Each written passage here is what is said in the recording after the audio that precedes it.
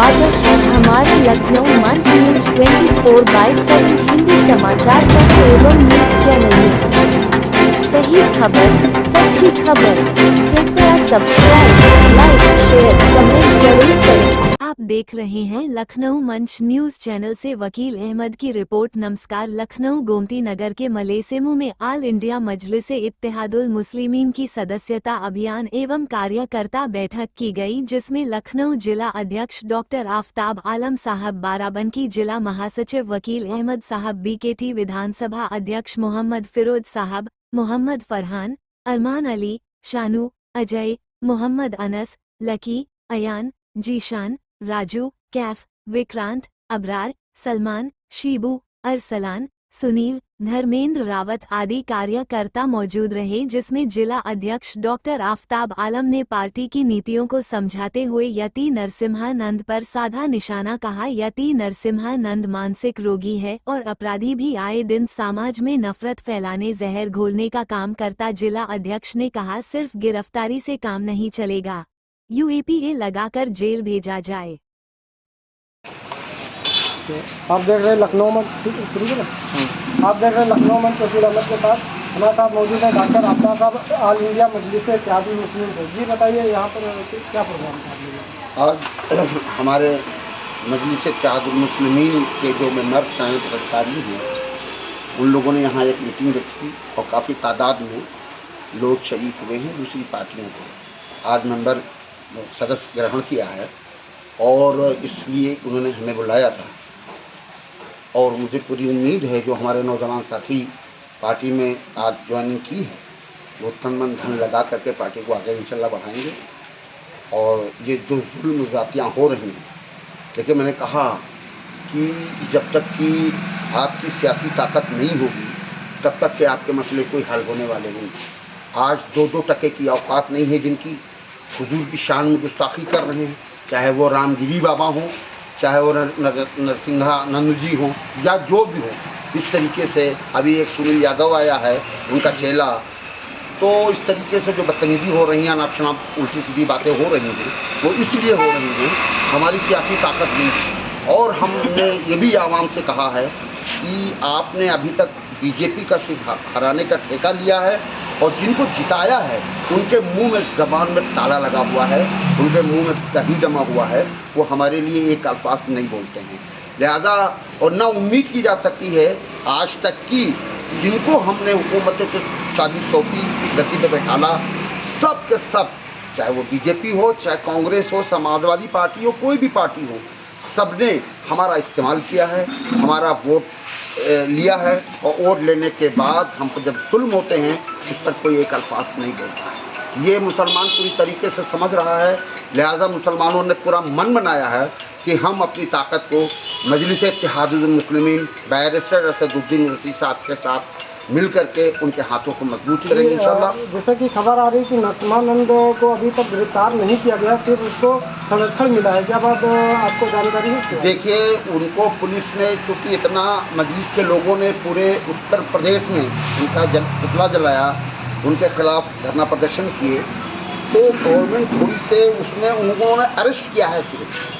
और अरेस्ट कल भी उनका फ़ोटो एक आया था, जैसे एक दामाद की खातिर नहीं होती है, थाने में बैठाल करके, मेन कुर्सी पे बैठाल करके उनको चाय पानी वगैरह वगैरह कराया जा रहा, ये एक समझाने वाली बात है। हम डिमांड करते हैं और कल भी मैंने लिखा और आज आपके चैनल के माध्यम से मैं कह रहा हूँ, गवर्नमेंट से मैं डिमांड करता हूँ, मांग करता हूँ कि इस मनहूस को, इस मरदूद को जेल के सेक्टों में छोड़ना होगा। जब तक जेल नहीं भेजा जाएगा और जब तक जेल नहीं भेजेंगे तो दूसरों के हौसले बुलंद रहेंगे। अगर ये जेल भेज देते पहले ही, चाहे वो नुपुर शर्मा का मामला हो, रामगिरी का मामला हो, अगर ये जेल भेज दिए होते, इनके ऊपर सख्त कार्रवाई की होती गवर्नमेंट ने, तो आज इनकी औकात नहीं थी अल्फाज एक मुंह से निकालते। लिहाजा सब के सब एक हैं, लेकिन मैं मांग करता हूँ कि इनको तुरंत जो जैसे गिरफ्तार किया है, इनको जेल में NSA के तहत दफाएँ लगा करके इनको जेल में ठूस निकालें। जी, जैसा कि जैसे उसकी कई बार गिरफ्तारी हुई, उसके बाद नरसिम्हानंद राव को छोड़ दिया गया, कि अगर उसको फिर से उसी तरीके जमानत पे छोड़ा जाएगा, क्या आपकी पार्टी, आपके प्रदेश अध्यक्ष कहीं पर धरना प्रदर्शन करें? देखिए, हम आपको बता दें कि वो एक किसी का शेर है कि हम आह भरते हैं तो हो जाते हैं बदनाम, और वो कत्ल भी कर दें तो चर्चा नहीं होती। आज मौलाना अजहरी साहब जैसे लोग, मौलाना कलीम सिद्दीकी साहब जैसे लोग, इनका क्या कसूर है? इनका कोई कसूर नहीं है, सिर्फ इतना कसूर है कि मुसलमानों की सियासी ताकत नहीं है, इसलिए ये नौटंकी हमारे साथ हो रही है। और ये खुल्लम खुला धर्म संसद करके मुसलमानों को गाली देना, चाहे रामगिरी बाबा हों, निपुण शर्मा हों, या ये जो इस तरीके से जो मनहूस लोग, ये मरदूद लोग, ये सुअर के बच्चे हैं, ये जो इनकी अपनी औकात भूल गए हैं, इनके खिलाफ अगर सरकार ने ठोस कदम नहीं उठाया तो उत्तर प्रदेश के अंदर बहुत जल्द पूरे उत्तर प्रदेश के लेवल हम डीजीपी को घेराव करेंगे, मुख्यमंत्री का घेराव करेंगे। जब तक इसको अरेस्ट नहीं किया जाता है, जेल नहीं भेजा जाता है, इस पर कार्रवाई नहीं होती सख्ती से, तब तक हम लोग आंदोलन और इसके खिलाफ धरना प्रदर्शन करते रहेंगे। जी, आपकी पार्टी को अभी चुनाव होने हैं 10 सीटों पे, उनको लेकर के आपकी पार्टी क्या सक्षम है लड़ने के लिए? वो बिल्कुल तैयारी हो रही है। ये हमारे कुछ अलायंस जो हो रहा है उस पर बात क्लियर हो जाएगी, तब फिर इशू मीडियम किया जाएगा कि कहाँ से किसको लड़ना है, और लड़ेंगे ज़रूर। बहुत बहुत शुक्रिया, आप देख रहे हैं लखनऊ में चौकी लहमद के साथ। की बात है, बात किया है लोगों ने, अच्छी बात है। पहली बात ये है कि मजलिस इत्तेहादुल मुस्लिमीन मुसलमानों की सिर्फ बगौती नहीं, एक सियासी पार्टी है, नाम इसका है बहुजन पार्टी जैसे नाम है, समाजवादी नाम है, शिवसेना वहाँ है वगैरह वगैरह। ये एक चूँकि 67-68 साल हो गए इसकी बुनियाद रखे हुए, तो ये नाम तो है मुसलमान जैसा, लेकिन सियासी पार्टी है ये, और ये सबकी पार्टी है। जो इसमें ईमानदारी और दयानदारी के साथ आएगा उसका पार्टी वेलकम करती है। और हमारे उत्तर प्रदेश में करीब 10 जिला अध्यक्ष जो हैं उत्तर प्रदेश के अंदर, 4-5 तो हमें मालूम है, गैर मुस्लिम भाई हमारे, अभी पड़ोस में जहाँ ये रहते हैं विकास श्रीवास्तव अध्यक्ष हैं बाराबंकी, तो 10 जिला अध्यक्ष हमारे कम से कम। ये कह करके मुसलमानों का हौसला दबाने की कोशिश करते हैं दूसरे लोग कि साहब ये अकेले मुसलमानों से कुछ नहीं होगा। यानी ये कहलाया जाता है कि साहब अकेले मुसलमानों से क्या होता। हम कहते हैं अकेले हम मुसलमान पार्टी है ही नहीं, कोई चल ही नहीं सकती जब तक कि हमारे दूसरे भाई नहीं आएंगे हमारे साथ में। दलित आज हमारा सेंट्रल यूपी के अध्यक्ष, सेंट्रल यूपी के 22 उसमें जिला लगते हैं, उसमें डॉक्टर पवन अम्बेडकर साहब अध्यक्ष हुआ। हमने अभी उनके लोगों से कहा कि इनको फोटो इसमें रह गया है, इसमें अगली वर्षों में इनका फोटो लगना चाहिए। बहरहाल तो ये है कि सबकी पार्टी है, ये किसी मुसलमानों की हमारी नहीं है, लेकिन हाँ बेस होता है किसी पार्टी का बेस। समाजवादी पार्टी है, उसका बेस वोट यादव है। जब यादव थोड़ा सा इकट्ठा हुआ तो सारे लोग इकट्ठा हो गए। बहुजन समाज पार्टी, भाई काशीराम साहब ने इतनी मेहनत किया, कोशिश किया, इतनी कुर्बानियाँ दी कि 4-5 लोगों यानी से मीटिंग करते थे, बात करते थे, और हरियाणों में मिशन के बारे में बताते थे। उस वक्त दलित कौम भी उनको हंसी और मजाक उड़ाती थी जैसे आज हम लोगों को उड़ाती है। हालांकि इतना नहीं उड़ाती है हमारा, लेकिन फिर भी वही है। तो उन्होंने कहा, काशीराम जी ने एक बात कही थी कि अपने दलित समाज को मुखातिब करके उसको उनकी सबकी बातों में आना, ये वहाँ के दलाल, ये अपनी रोटी में लगे हुए हैं, तुमको संगठित होने नहीं देना चाहते, क्योंकि जब तुम संगठित हो जाओगे तो ये के यहाँ जी हुजूरी कौन करेगा, इनकी पैरवी कौन करेगा, इनके यहाँ गुलामी कौन करेगा। तो लिहाजा ये नहीं चाहते हैं कि दलित समाज भी उठे।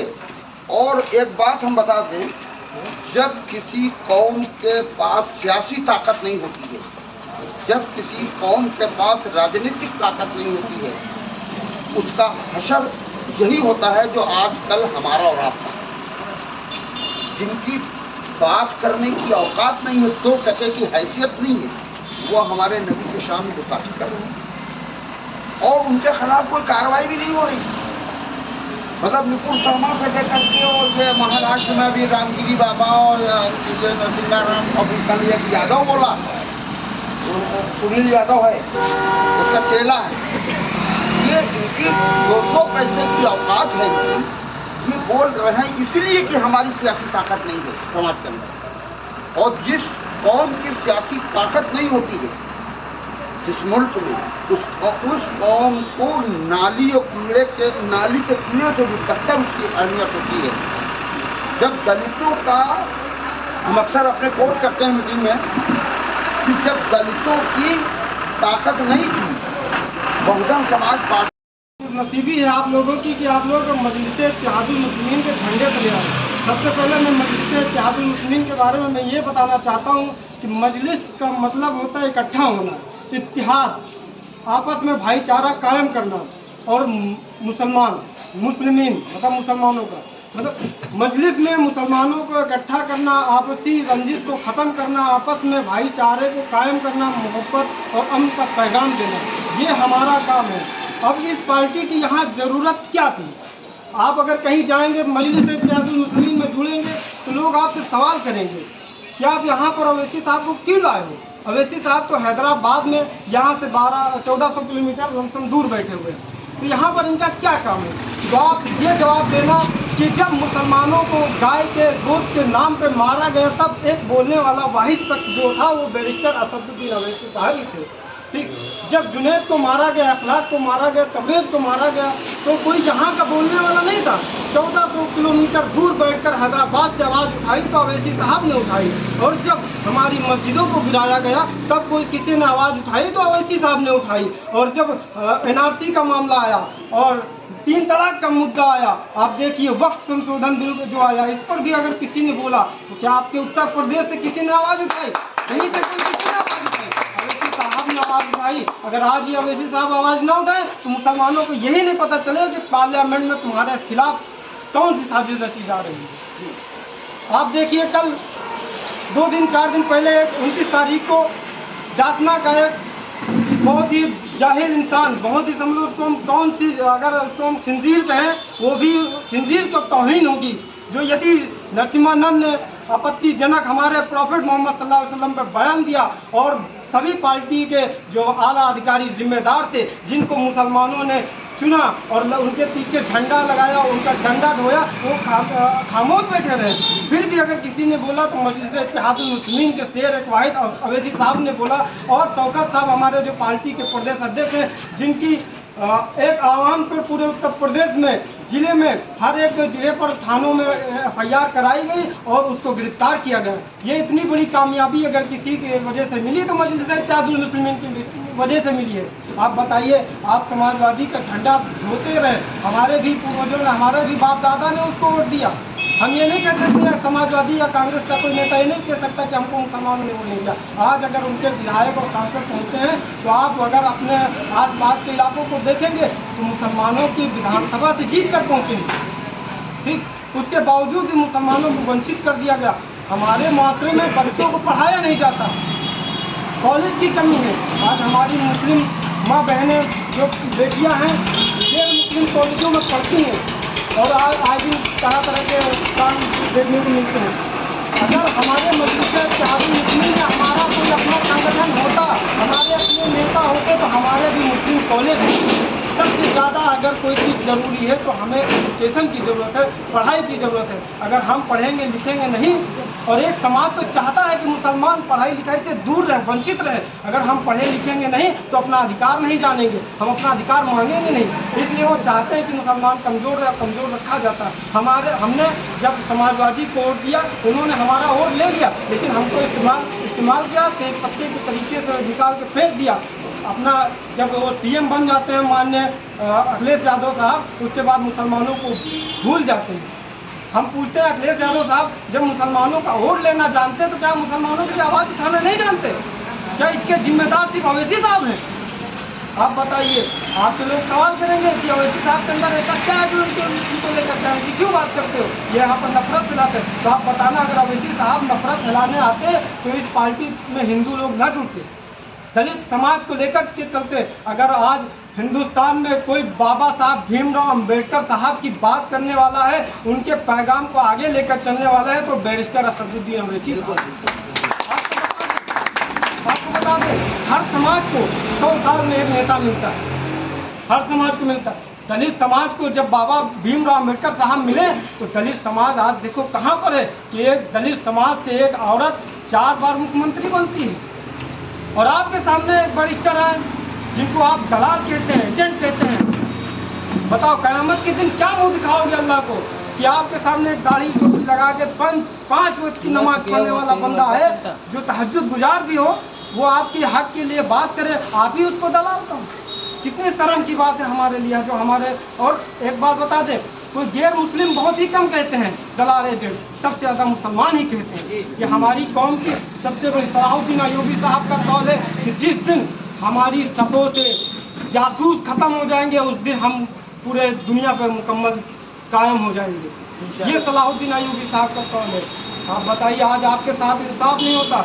जब यहाँ पर मुसलमानों की हुकूमत थी तो इंसाफ होता था। आप औरंगजेब, बादशाह औरंगजेब रहमतुल्लाह अलैह के बारे में सुने होंगे, जिनके बारे में लोग गलत टिप्पणियाँ करते हैं कि वो गलत थे, क्रूर थे, लेकिन ऐसा नहीं था। बादशाह औरंगजेब के बारे में समझो तो जानो तो उन्होंने जब बनारस की पंडित की लड़की के बारे में सुना कि एक मुस्लिम जो बनारस का सिपहसालार था वो उसके साथ में गलत काम करना चाह रहा था, तब वो दिल्ली से चल करके बनारस पहुंचते हैं और उस मुस्लिम जो सिपहसालार था उसको हाथियों में घोड़ों में फंसवा के उसको बीच से फड़वा देते। ये था उनका इंसाफ। तब जाके बनारस में बादशाह औरंगजेब के नाम से उस पंडित ने मस्जिद बनवाई थी। आज का इंसाफ देखिए कि हमारे प्रॉफेट मोहम्मद सल्लल्लाहु अलैहि वसल्लम पे लोग गलत टिप्पणी करते हैं। वो मोहम्मद सल्लल्लाहु अलैहि वसल्लम जो हमारे लिए आंसू बहाए, ताइफ के मैदान में पत्थर खाए और हमारे बच्चों के लिए अच्छी बात कह गए कि अगर आप बच्चों से शफ़क़त रखो, अपने माँ बाप से कैसी सलूक करना चाहिए वो सब बता गए। जितना बेहतर हमारा धर्म किसी के घर में इतना बेहतर बताया नहीं गया। उनके बारे में गलत बोला जाता और हमारा मुसलमान खामोश रहता। बहुत ही समझ लो कमी है हमारे अंदर, हमारा खून नहीं फड़कता। जबकि कुरान में मौजूद है कि अपने माँ बाप, भाई बहन